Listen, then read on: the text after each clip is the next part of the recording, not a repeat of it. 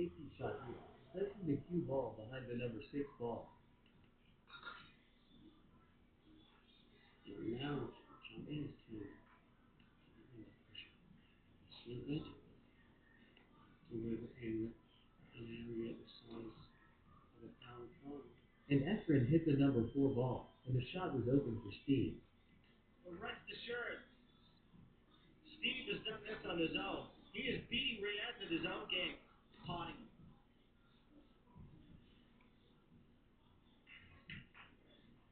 Here goes. Steve pocketed the number 4 ball, but his preparation was not good for the number 5 ball. Great jump there. You're going up. And Steve made another safety shot here. He put the cue ball behind the number 9 ball.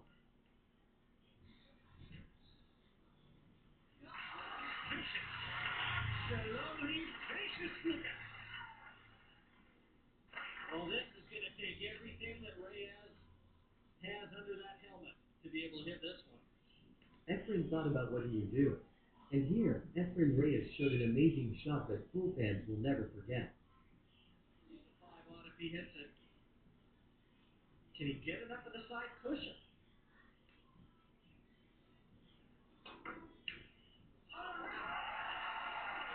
They say the greatest kicker out of Snooker Park in the world.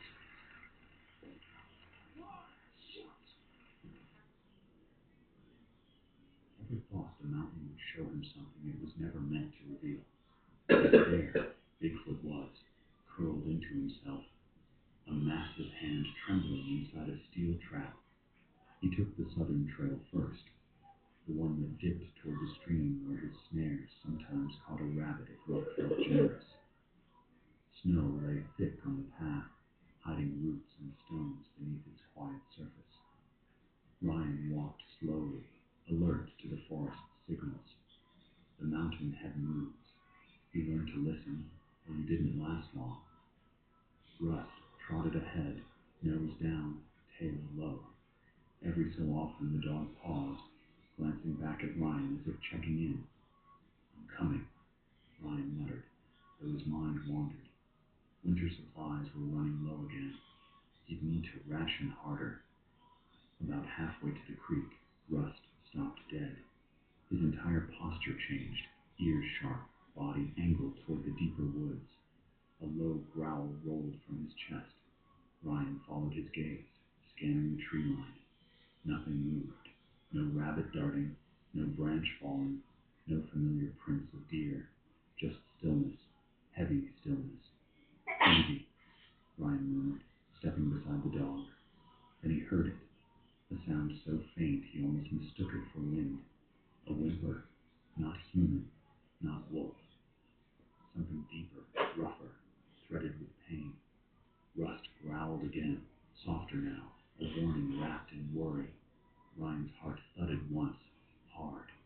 He'd heard strange noises on the mountain before, but this one tugged at something inside him. A sound that didn't belong here. A sound that didn't want to be heard. He tightened his grip on his lantern and moved off the trail, snow crunching beneath his boots. Rust followed, tense but obedient. The forest shifted as they pushed farther in, the pines thickening, shadows gathering like secrets. The whimper came again, louder this time, trembling at the edges. Ryan couldn't tell if it was close or echoing from somewhere deeper. When he reached the clearing, he stopped so abruptly that Rust bumped into the back of his leg. Ryan stared, breath palms exposed.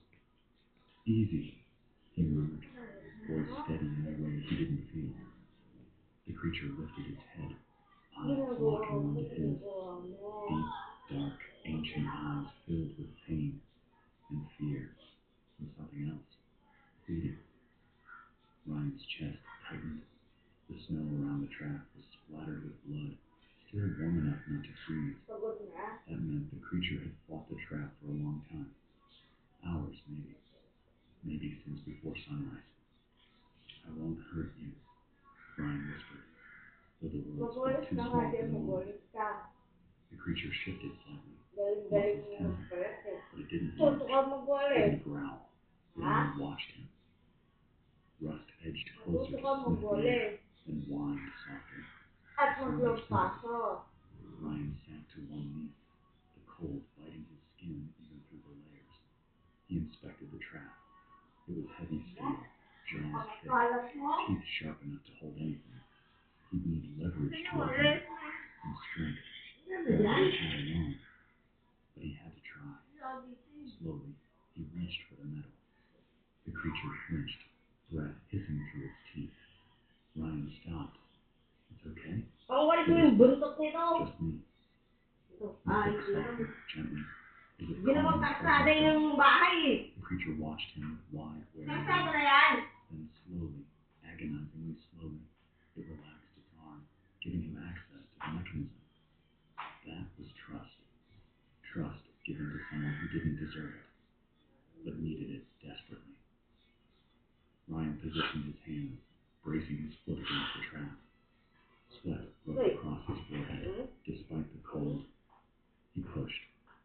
The metal groaned as it didn't move. He tried again, teeth clenched. Still nothing. Come on, he gasped under his breath, forcing every ounce of strength through his arms. Rust barked once in alarm and the trap snapped louder, but didn't open. Ryan's muscles trembled. The Bigfoot whimpered, head dropping low. The sound tore through him. I'm not giving up, Ryan muttered. He repositioned again, changed his angle, pushed with everything he had. This time the trap shifted, just slightly, but enough. Ryan gritted his teeth, pushed harder. The jaws slowly, painfully, began to separate.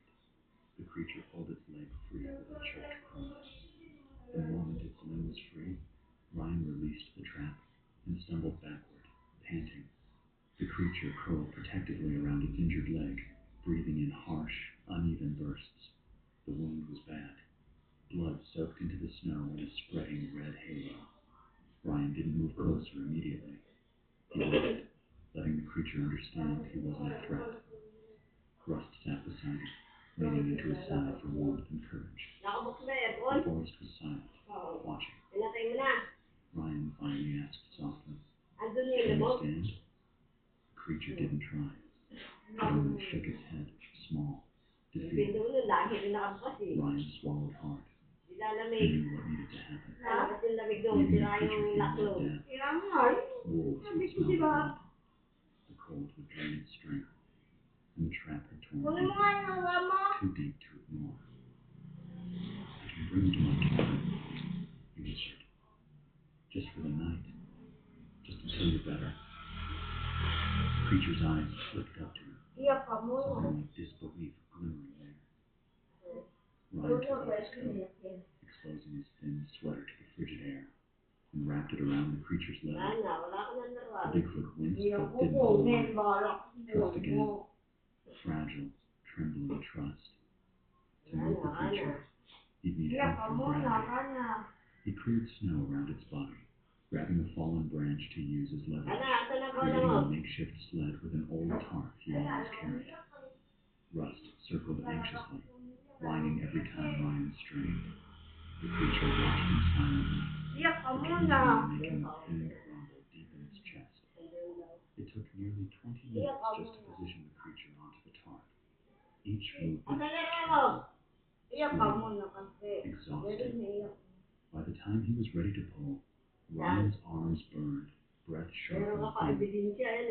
Dragging the creature through the forest was the hardest thing he'd ever done. The tarp caught on roots and snow mounds, forcing him to backtrack, shift angles, and try again. Rust stayed close, sometimes trotting ahead to scout, sometimes lingering behind the tarp as if guarding the creature. Ryan's breath fogged the air in ragged bursts. His legs shook, but he didn't stop. Couldn't stop. Something in him refused. He'd spent so much of his life wishing someone would come back for him. Now he could be that someone. For something forgotten and hurting. As they neared the cabin, the creature stirred more, often. groaning softly, pain rippling through its enormous frame. Almost there. Ryan said hoarsely. When the cabin finally came into view, the leaf washed over him so strong his knees nearly buckled. He pulled the tarp onto the porch, snow blowing against the wooden boards. The creature's breaths came fast and shallow. Rust pushed the door open with his nose, and warm air spilled out, carrying the comforting smell of burning wood. Ryan guided the creature inside, dragging the tarp over the floorboards until the heat reached them both. Inside, the cabin seemed too small to hold something so large and wounded, but the creature collapsed gratefully beside the stove, curling its arms around its injured leg. Ryan grabbed blankets, water, anything he could think of. He cleaned the wound carefully, whispering reassurance whenever the creature tensed. Rust settled beside it, tail curled around his paws. Outside, the wind howled through the pines, but inside, something strange and fragile formed, an unspoken pact carved in cold kindness. Ryan looked until his hands shook. The creature lifted its head once, meeting Ryan's eyes. Tears still clung to the fur on its cheek, not from fresh pain, Ryan realized, but from fear, from loneliness, from being trapped and helpless in a world that hunted anything different. Ryan felt a heaviness settle in his chest. "You're safe now," he whispered. "As long as you're here, you're safe."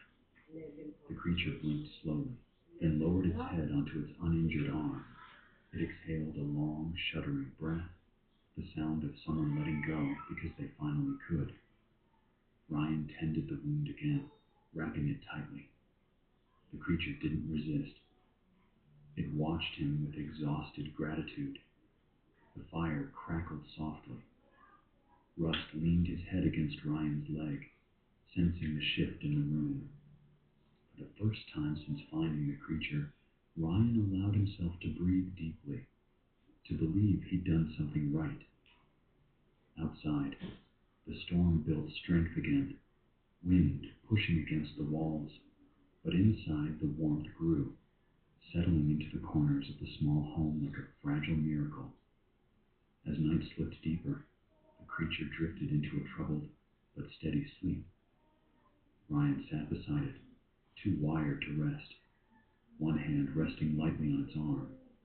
He stared into the fire, thoughts tangled and heavy. He had no idea what tomorrow would bring, whether the creature's family would come, whether hunters would track the blood, whether the mountain itself would punish him for injury.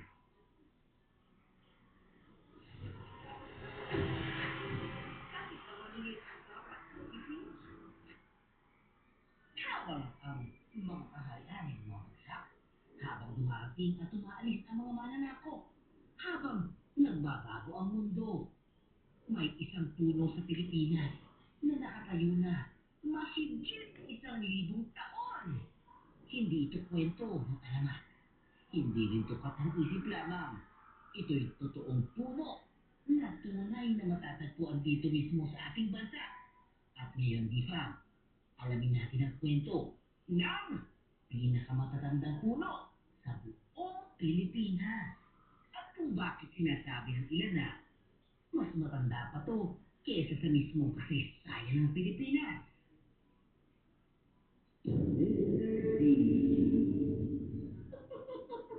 At number 5. Ang Bitaog Tree na mas matanda pa sa Espanya. Matatagpuan sa Magallanes, Agusan del Norte. Bitaog Tree or Calophyllum inophyllum.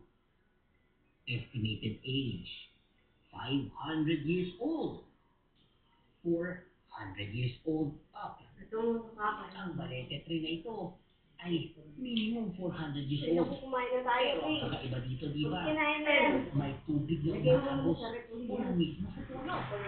Sa paanan ng puno, may natural spring na ginawang maliit na pool. At sa pool na yun, may mga isda na umaakyat sa paanan mo makikita. Parang natural fish spa. Sa lugar na kilala sa hiwaga at kababalaghan, ang punong ito ay naging simbolo At number 3, Millennium Tree ng Aurora. Makikita sa Maria Aurora Province. Ito'y isang balete tree. Millennium tree kung tawagin. Estimated age, 600 plus years old. Pero, hindi lang nag-iisa matandang puno sa Pilipinas. Dahil nga tinatayang 600 years old na ito, at halos 60 meters ang taas. Parang 20 story na gusali na to ah. Ang maugat nito ay sobrang lawak na. Pwedeng pasukan ng tao, pwedeng lakaran sa loob. Kaya maraming turista ang pumupunta rito hindi lang para mapapicture, kundi para maramdaman kung gaano kalit ang tao kumpara sa kalikasan. Sinasabi pa nga ng ilan na ito na raw ang pinakamalaking balete tree sa buong Asia. At number 2,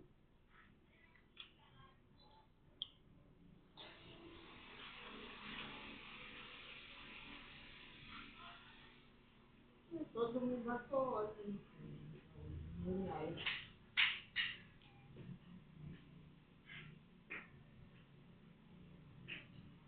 Parang wala naman yung ganyan dati.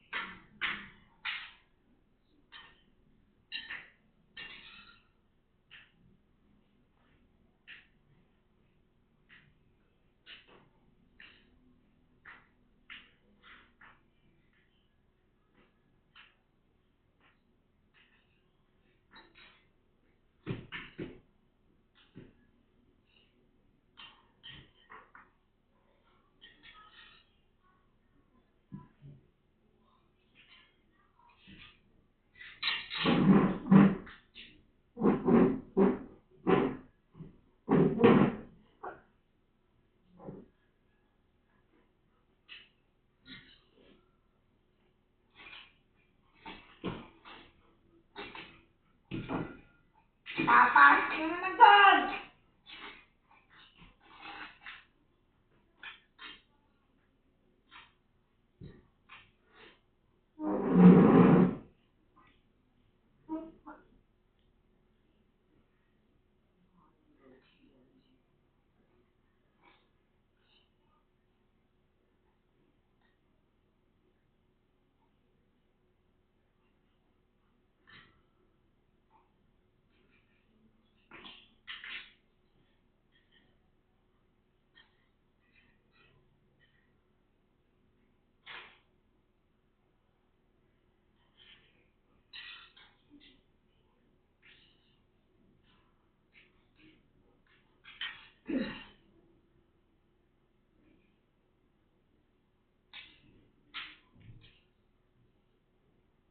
Umayos na lang pala.